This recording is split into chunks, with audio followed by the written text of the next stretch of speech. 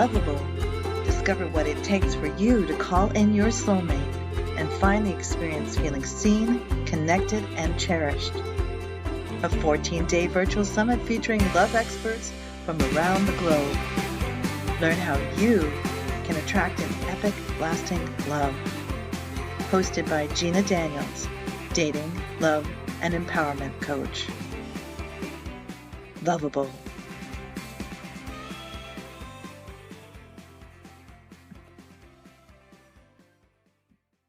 Welcome to Lovable, where you will discover what it takes to call in your soulmate and finally experience feeling seen, connected, and cherished. In this series, you will learn practical tips and insights to help you find epic, lasting love. And I am Gina Daniels, your host today. And I'm excited to introduce you to Karlita Nabours-Palermo.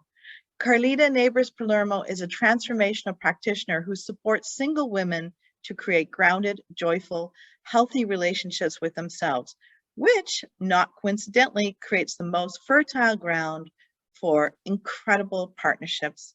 Welcome, Karlita. It's so lovely to have you here today. Thank you, Gina. I'm excited to be with you. Awesome. I love the whole premise. I mean, just the name says it all, lovable, which is what so many people are like, I'm not sure, am I lovable? like deep down, even on the subconscious level, there's so much doubt around that. So I love that you're going straight to the core. That's really where it's at, if you ask me. Awesome. Yeah, agreed 100%, right? And so today we're going to be talking all about unraveling those mysteries of self-love and healthy emotions. Yeah, that's my favorite topic. I love, I don't know, am I allowed to like say what the word I use is I'm the queen of the shitty emotions. Like that was how I used to identify. I was so good at like wallowing in them, and like I'm an Enneagram 4 and I could just like, oh, the pain. I could just like reinforce the negative stories like really hardcore, and just it was what I took for granted. Like I really believed that I was being abandoned, that people didn't love me, that I was uniquely defective. And it was just like I could really wallow in those. So I've just had my own personal laboratory for like how to like escape that. Because I also had this lifelong desire to be happy and a commitment to fighting for it. If that was what it was going to take, I was going to fight for it. And I did. And things have really transformed a lot. And I still have a very broad emotional spectrum. And still really relate to that pain. You know, sometimes I get seasonal affective disorder. I live in the Pacific Northwest. So like depression still comes, but like to know how to handle that stuff and to be like emotionally equipped is everything has changed from that. That's such a big piece of like what it means to actually, like we talk about self-love, but right. How do you do that? Well, emotional self-management is one piece of it. So yeah. Favorite topic. 100%. You know, everybody says, well, you gotta have your self-love in order to open yourself up and be ready for that right relationship. But generally people don't explain the how piece. Like how does, you know, feeling your feelings open a doorway to the divine and to the guidance and to the synchronicities? Like what are the steps? What do we do? I love that you asked me that question. I may have planted that question for you. I don't remember. I love this topic. This is something that I've discovered through. So I have studied inner bonding from Dr. Margaret Paul, which is about how to like process, you know, certain different voices in our heads in different ways. And one of the practices that I got into from that was like, oh, there are feelings that we have that are not related to negative stories that we tell ourselves. There are feelings that we have that are painful, that we have built up a tendency to make a story around it to avoid feeling that core basic feeling.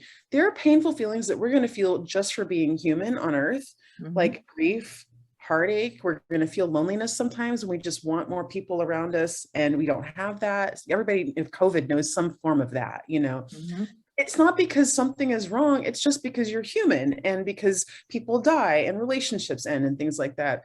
But the neat thing about that is that when you learn how to actually just be present with whatever feeling is actually there, our feelings and our emotions are very much connected to our physical body. Like they're linked to our endocrine system, like, and the body only exists in present time.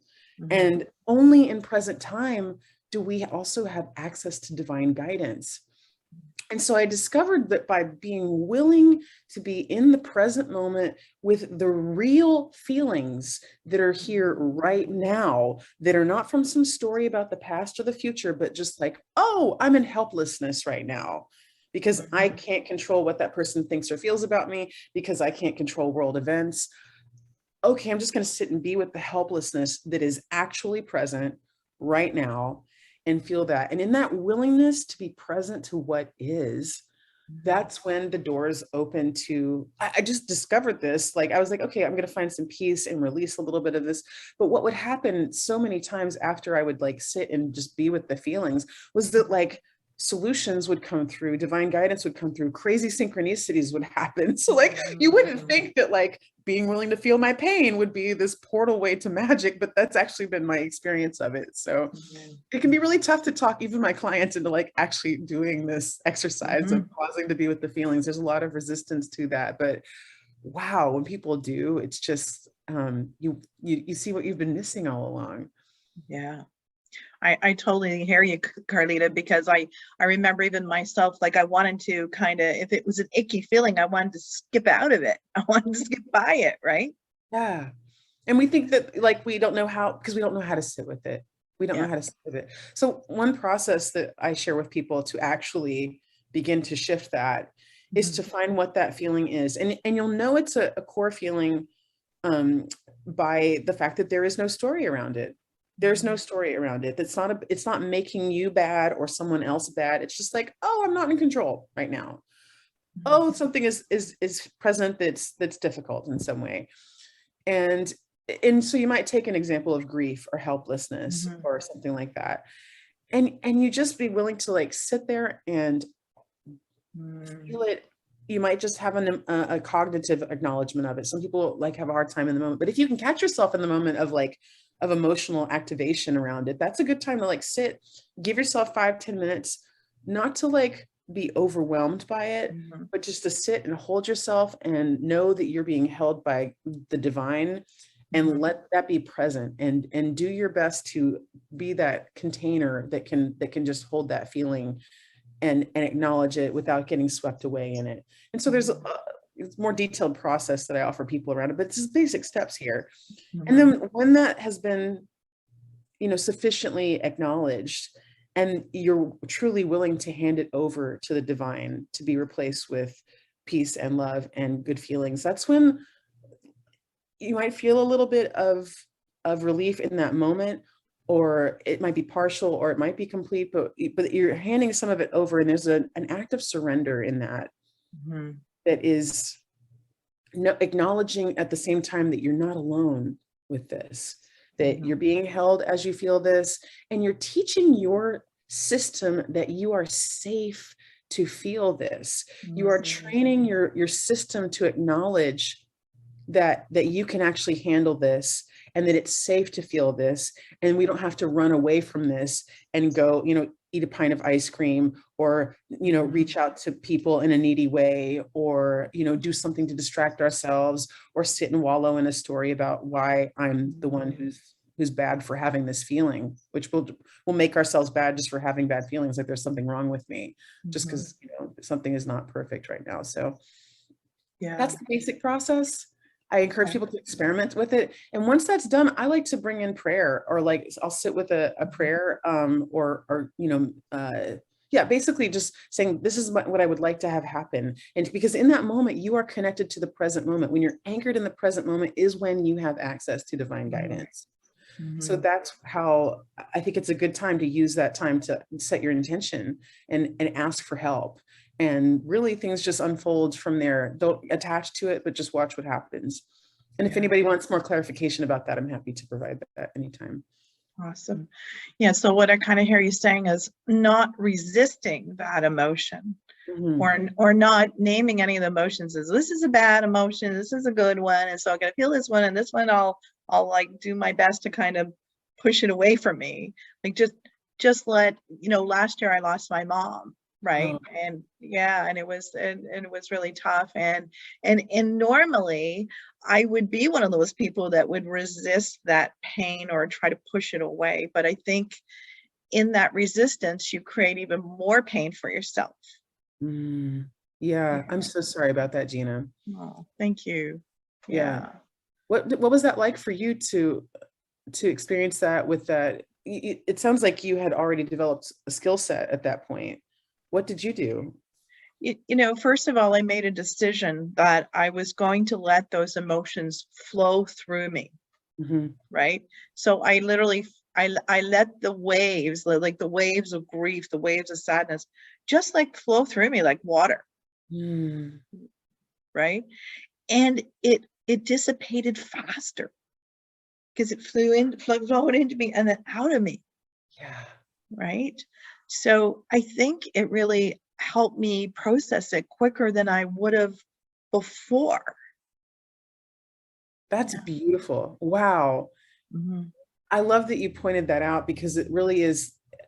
So, I love to tell people this, like so much of the suffering and pain that we create is actually the resistance to the Mhm. actual problem or the pain, whatever it is. So much of it is like, oh, I can't be feeling this right now. I can't handle this. Or I don't want to see that. Or like, it's so much of the pain, like, have you ever had like an injury where the pain got worse and worse because your muscles were tensing up around the original injury? That's why massage therapy is so powerful. If you've got any kind of like injury, because your whole body starts to tense up around that. It's not even the original injury anymore that hurts so much, it's the tension that you've created all around it. So Yeah. I love what you pointed out about, like, it really does come in waves, and it might feel in the moment that like grief or helplessness or heartache or loneliness is Mhm. present, that it's drowning you. It doesn't have to, if you just Mhm. know that you're okay and sit with it, and it actually passes, Yeah. just Yeah. like people whenever people are like letting go of like food cravings and like sugar, it's like, oh, this isn't going to be with me all day until I actually eat that Oreo. This is going to be here for a few minutes, and I can just Mhm. breathe through it, keep on walking, and like, Yeah. actually just trust that this feeling will pass. And because we freak out about the feeling itself, and Mhm. think, oh, I have to fix this right now. Mhm. Yeah. Let me, like, I gotta get this. It's gotta go away. Go away now. Right, Yeah. but that's the thing that actually creates more of a problem for us. Yeah. Exactly. And when I think of people in heartache, heartbreak, when that's a form of grief. When you've been with someone for a while and then you break up, that's grief, right? And people need to watch out for this is the really subtle piece of that, is making sure that we are not using especially when there's like heartbreak happening. Mhm. We can so easily be in the heartbreak, but need to make it like, oh, he's wrong, or I'm wrong, or she's Mhm. wrong, or, like somebody's bad here. There can't just be, oh, this sucks. Mhm. I love this person. I had hopes of it working out more. I don't want to release this relationship. And that is painful. We really need to watch out for that tendency to, Mhm. turn that into, I must be bad, or they must be bad. Somebody did something wrong. This means I'm not lovable. This means I'll never have it. We'll spin all kinds of wounded stories off of that Mhm. simple fact that it's painful to separate. Yeah. Yeah. Yeah. I think you hit it on the head there. It's like the creation of stories. Like, we are the most divine story creators. Right? Yeah. And I love that you use that like, it's like we are divine story creators, and there's so much power in the stories that we tell. And when we tell ourselves a story of unlovable, unlovable is the reality that we create. Our subconscious mind is programmed to find evidence for what it already believes there. So if we keep reinforcing a story that, this relationship ended because I wasn't good enough, Mhm. we're not going to find otherwise. We have to be proactive about like really challenging that lie, really challenging that lie and doing it again and again, because I don't know about anybody else here, but like, I'm not done with that stuff. I am not, I'm not expecting to be Buddha anytime soon. But the nice thing about it is, like, when you know that you don't have to perfectly complete this stuff. You don't have to 100% eradicate the negative stories. You don't have to be 100% healed for your life to change dramatically, just to go from like 30% to 29%. might sound like 1%, but like you can get a breath of air in that much more space. It's actually really significant. These tiny incremental changes are actually so much more significant. We don't have to hold this like, perfectionistic thing over it either. We don't have to be perfectionistic about how much farther we have to go. Just a little bit of progress makes a phenomenal difference in our lives. Yeah. As you were saying that, Karlita, I kept thinking about, 1%, people going, 1%, who cares? But if you take a plane and you put it on route and you move it 2% or 1 or 2% off, you can end up in a different country. Totally. What a great metaphor. Oh my God. That's brilliant. I mean, what a really, like, that's such a great metaphor. We minimize our progress. And this is why it's so important to celebrate. I think, gratitude and celebration can seem kind of soft to people, like, oh yeah, that's weak stuff. It's so powerful. Yeah. Because we can acknowledge the fact that, like, yeah, 1% is a lot. It's a lot, right? Yeah, you don't have to like wait until you're at like, you don't have to wait till you're at some idealized idea of where you would like to be for things to be dramatically different. People can get discouraged by thinking it has to be more than that. And, that we have to be perfectly healed. You can get into an amazing relationship while still having, you work it out together from there. But there's just got to be enough of a shift that you will allow in that you're lovable right now. Yeah. It's enough of a shift for that to happen. Absolutely. Like, so Karlita, if someone said to you, what is self-love? What is this self-love thing? Well, how would you describe it? I would describe it as a relationship, just like any other. And just like, okay, so we all have these aspirations for a committed partnership. Not all of us. Okay. Not everybody wants committed partnership. Probably most people watching this show do. and we kind of take for granted that's a journey. Yeah. You meet somebody, you evaluate how things are, you enjoy it, you have some conflict sometimes, you continue to grow and change together.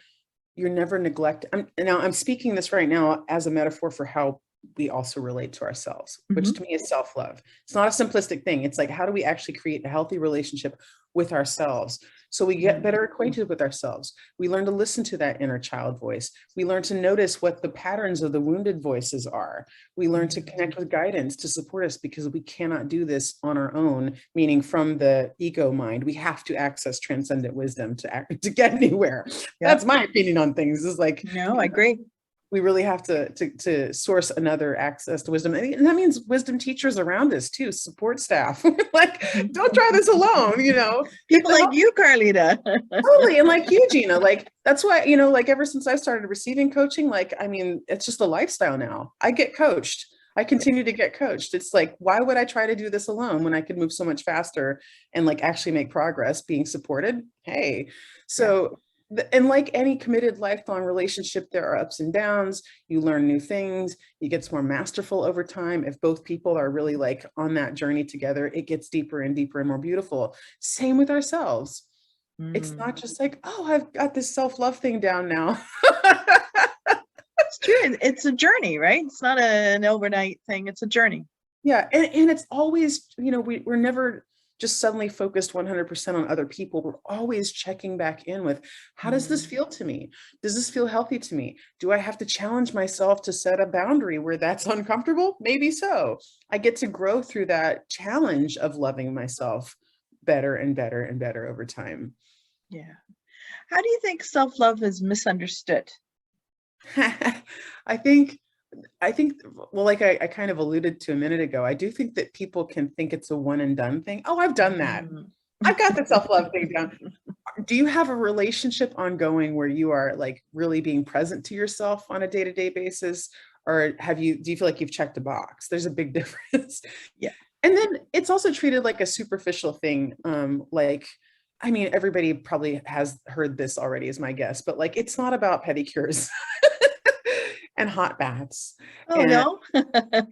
Time. And that's important and it's lovely. And it is really important, but to actually become acquainted with and do the sometimes challenging work of looking at the lies that I'm believing chronically about myself. And when we've been embedded in these lies about ourselves for decades, so it takes some patience to continue to say, oh, that comes up again, to be willing to notice when that lie is up again, to not get permanently discouraged at the fact that that came up again, to expect for it to come up again, like all of these different layers, and learning how to, like, what does it take to, change my life so that it actually works better for me and is not just one giant accommodation of other people Yeah. or societal expectations, or takes time, but like, what actually is my dream for my life? That's also a piece of it, is going for what you sense is your potential.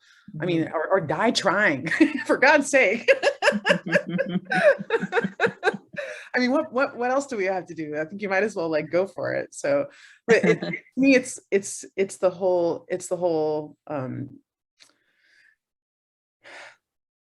self-love is that relationship. It's the ongoing checking in and being present to one another. You don't just say, oh, we got married, I'll see you in a few years. Like, it's always becoming present to yourself in all these things. Yeah. Presence is a good word for it. Presence is a really good word for it, I think. I like that. I always ask myself this, I say to myself, would I say those things to anybody else? Yeah. Right. So, I might go to myself, oh my God, I'm such an idiot. I locked my keys in my car or whatever. And I think, would I ever say that to someone else? And if I wouldn't, I know that I'm not honoring that self-love. Yeah. One thing that I love that Dr. Paul has said, anytime you're feeling anything other than basically like peace, love, joy, at least peace, you can have peace even in grief. You can have peace even in heartbreak, when you're not telling yourself lies about yourself. And I lost my train of thought for 1 second there. You can have, anytime you're feeling anything other than basically good feelings, that there's a lie present for you. Something telling you something about you or other people that actually isn't true, that's creating pain for you. That's beyond just those simple feelings that are not personal to us. Grief isn't personal about me. Heartbreak is not personal about me. It's just the pain of separation. Yeah. Helplessness over climate change, over racism, over all of these things. That's not personal to me. It's just a very real pain that's there. Helplessness over the fact that somebody thinks something and said something on the internet that you can't control, that's just there. But you can feel peace in that. And anytime you feel anything other than peace, you have something to look at and some sort of lie to dismantle that you're believing right now. And I would guess, Karlita, that if you have the self-love for yourself, that you're not always looking outside for that validation. Like, you're not always, That's a big piece of it. And that's another place where I'd like to tell people, you don't have to be perfectionistic about that either. Like, that tendency is going to keep coming up. That tendency, I look at even my own like mentors, like in the coaching world, who working on their minds and their mindset is their life. And they still will get triggered when, somebody says something nasty on YouTube. Yeah. It's bad. Like, we still have to process that. But to be in the process of learning how to self-validate, there's practices that I use and teach where it's about coming back into our center and learning how, like Alea Dow teaches some good stuff about this. She has a book called 7 Cups of Consciousness, and she teaches things around like how to come back to your center and know that you're sourcing everything inside yourself, and to have, it's one thing to remove a negative belief that's not working for you, that's not serving you, that isn't true.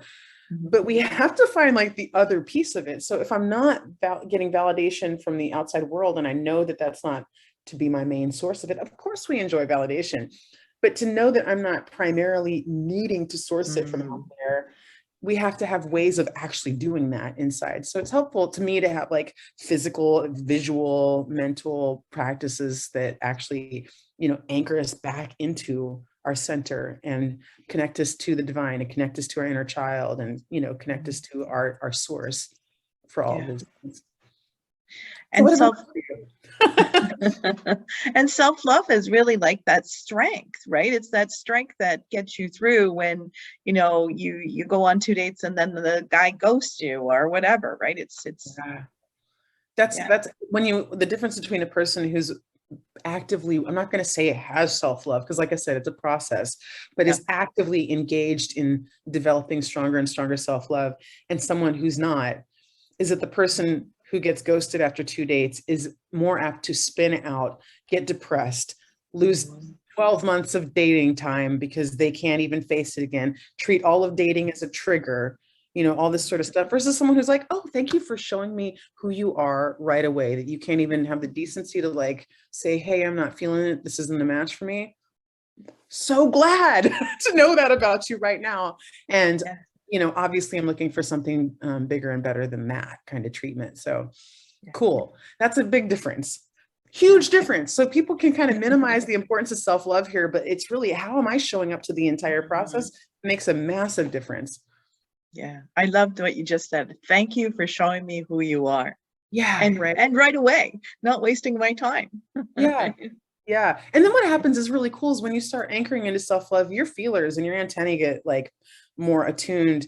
And I mean, for me, it's just been incredible to watch the difference in the kinds of men I have met shifting over the years and how they show up for me. And it's just, that's a miracle, because you'll have in many cases never have had experiences of men in the way that starts to happen for you. When you have self-love and self-respect, your environment begins to reflect that back to you, and it's just amazing. So then it's cool, because when a match isn't a match, you can respectfully, lovingly say, you are so cool, and it was really awesome to meet you, and I'm almost sad to say this because you are so cool, but like, I just know that this isn't this isn't a match.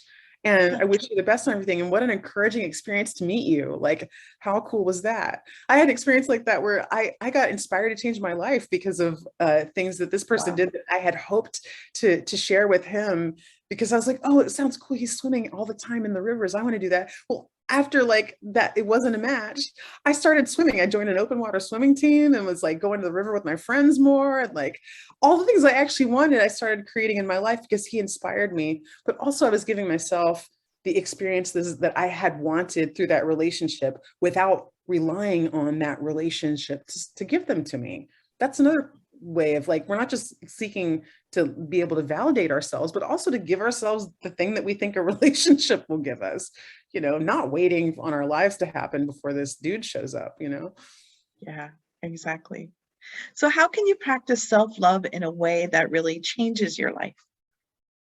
Oh, that's a big question. Can you get a little more specific for me there? So if you really practice self-love, how can it, like, what kind of things would it change in your life? Like what? Oh, everything, everything. So Yeah. here's the behind the coach screen secret, and I'm sure you've seen this as well. People come to us when we're in like the love niche because it's the love journey that has brought them to their knees. Yeah. And it's the love journey that has been so hard and taught them, okay, something's got to change here. I must be some factor in this pattern that I've experienced. Hmm.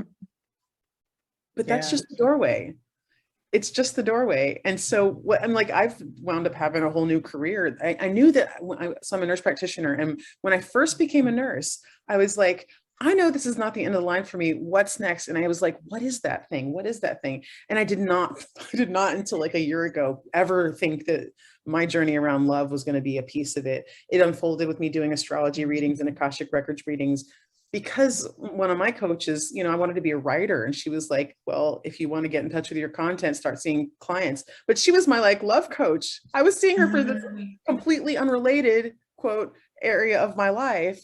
And I wound up starting a business that had nothing to do with love and eventually came around to love. And I'm like, everything has shifted. And now I'm like, I'm about to go to Mexico for a month, and like everything is different. I have such a different level of freedom and such bliss in my work, and such a capacity to take care of myself in my connections with other people, even when it's painful, even though life is still Yeah. life. I mean, it changes everything. My relationship with my family. you know, Yeah. like the way I am showing up to every area of my life is the difference. Yeah.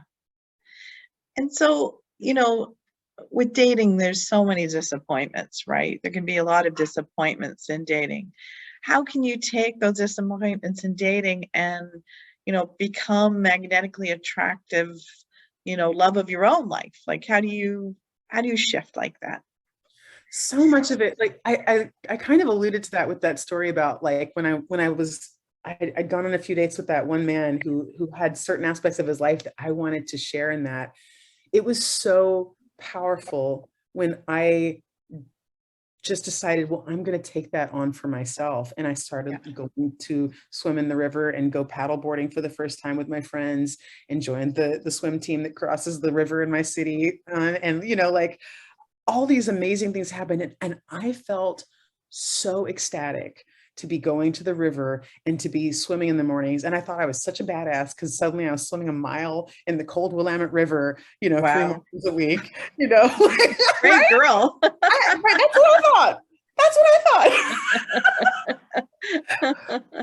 I was so high on myself Yeah. that the next person came along that I was meant to have a connection with, and it was beautiful. Like just like I felt amazing, and like that's the beautiful thing about it. And the cool thing about it too is that your quote need for that partner to come along now actually lessens when you are so Mm. filled up in your own light that you're actually okay not being partnered right now, are a little bit more okay. Again, like we were talking about the percentages, even just a couple percentage points more okay with not being partnered makes a vast difference. And then the other people around you feel that freedom from need. And it's totally okay to still have an anxious attachment style, to still have needy tendencies, which, by the way, you'll see throughout your entire life. I see that I have that with my friends, with my family. Mhm. Part of me is still just like, they didn't text me back, but I have tools to handle that now. That's really where the difference comes in. So you can, I'm not saying to like stop being needy. Like if that's a tendency that is in you, you're so lovable anyway. It's cool. You're fine. Nothing to worry about. But when you are actively working with that tendency and communicate consciously about it and are looking at it and are not just mindlessly handing that need off to everybody else all the time, big difference in attractiveness level, big difference. Yeah. And you can be mature about, your processes and your wounds, your traumas and what's going on with you, big difference. You can still have them, but you're taking responsibility for them in a different way. And that's Yeah. very attractive to other people because they know they're safe around you. Yeah. Yeah. So one of the things that you said that really stood out for me is like there's sort of a gift in every relationship we have if we look for it, right? If we look for the gift. So even the guy that ghosts you, the gift is that, that they've shown you who they are. And for this guy, the gift he gave you was to be more adventurous and to push yourself. And so even whether a relationship, maybe it's 3 dates or 3 months, there's usually, I think there always is some kind of gift in there if you look for it. I love that you pulled that out of what I said. That's so, I agree with you 100%. And that's so much of the orientation too, is like, we're not going to turn our ups and downs of our experiences into excuses to create more pain for ourselves. Let's Yeah. find like how this is actually for me in some way. I love that you drew that out. Yeah. I always believe, Karlita, that everybody is a teacher to us, right? And in relationship, they are a teacher to us in some way. Maybe they teach you empathy, maybe they teach you how to stand up for yourself, but there is some kind of teaching principle in every relationship. Yeah, yeah, I love that. That's like the antidote you're describing, the antidote to the victim mindset, which Yeah. is so painful. Not, the whole victim thing gets such a bad rap, but being a victim feels painful because we feel powerless. When I'm Yeah. locked in my victim story and I feel like I have nowhere to turn, like that's no fun. I don't like Yeah. that. That's reason enough not to linger there. And so Yeah. you've really showed a beautiful turnaround for that. Awesome. Just like all the ways that we're powerful. So Karlita, talking about free gifts, I know you have a free gift to share with the audience today. Would you like to tell them a little bit about it? Yes, it is a 45-minute talk that I gave recently that's the gateway to healthy partnership. What do you think that might be? It's the one absolute necessity to becoming the love of your life and opening the door to miracles. And that's no exaggeration. Wow. It's talking about like misconceptions about self-love, dedicated inner growth, why your journey is not about becoming good enough, and how to fit unconditional love into the equation, a lot of different things like that. So just kind of talking from a very personal way about the self-love journey, if people would like to dive deeper into what we've talked about today. Awesome. That just sounds amazing. And you can access that free gift on this page. You can just click the button and you'll be able to access that gift of Karlita's, which sounds amazing. So definitely do that. So Karlita, thank you so much for your time today. Do you have any final thoughts for our audience? Well, first, I just want to say, Gina, thank you for such a beautiful interview. I feel like you are, I think of like the partnership that we want as for women, at least. It's like the setting for the diamond. And I feel like that's what I felt with you interviewing me, is like you've provided such a beautiful setting for the diamond of what I'm here to share. So thank you. That's a real joy. I can see why that would be amazing for your clients too. Like what a beautiful supportive container you must provide for people. So thank you. Thank you. Yeah. And last thoughts, just, listen to all this stuff and take it to heart. Don't just, listen and think, oh, I took it in, but like, go act, go do something with whatever you're getting out of the series. Like pick a corner and go move on it. Don't just passively think, oh, I've learned something because I've been listening to it, but like find a place in your life where you're looking to make a shift and move on that, so that this does not just become another piece of lovely information that I enjoyed taking in, but have not really had the courage to move on. And honestly, if you get coaching, just get support. Don't try to do this alone. And I say that not to like try, like whoever you want to work with, but like get help. You're going to move faster. It's going to support you in so many ways to be supported and have somebody showing you your blind spots and like whatever else might be coming up. Yeah, absolutely. Right. Because that transformation will just be so much quicker. And sometimes when you've been so used to being in your own little box, it's hard to see out of the box. So, having some supportive coaching with someone amazing like Karlita would definitely help you do that. Right. With you. I love just real quick. Like I would love to hear more about like what kind of coaching you're offering, Gina. Yeah, awesome. I actually have a 1-year program coming up. It's a group program, and it's just, teaching people how to be a real love attractor, how to create the space for themselves in order to be ready for love, do the clearing. I always think, your first step is you're going to do a bit of a clearing before you do the connecting. And of course, I teach those things too, but we start and we get clarity. So really it's the 3 C's: clarity, clearing, and connection. So that's what I do with my program. Yeah. Love it. That's so cool. That's so cool. Awesome. So where's the best place for the audience to connect with you, Karlita? My website is Karlita with a K, KARLITA.org. And that may be linked below too. But if you sign up for the free gift, you will be connected to the stuff that I'm doing. So that's the thing. Awesome. We'll absolutely have that link for everybody too on this page. So thank you so much, Karlita, for your time. And thank you for tuning in to another episode of Lovable, and bye for now. Lovable.